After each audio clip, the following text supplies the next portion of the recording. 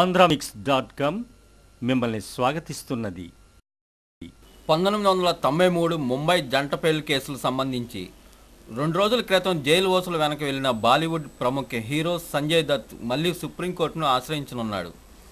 తనకు బెయిల్ విషయమై లేక మరింత గడువు ఇవ్వాలని కోరే విషయంలో తాను కోర్టు గడప మెట్లెక్కనంటూ స్టేట్మెంట్ ఇచ్చినప్పటికీ ఎర్రవాడ జైలు గోడలు సంజయ్ని కోర్టును ఆశ్రయించేలా చేశాయి.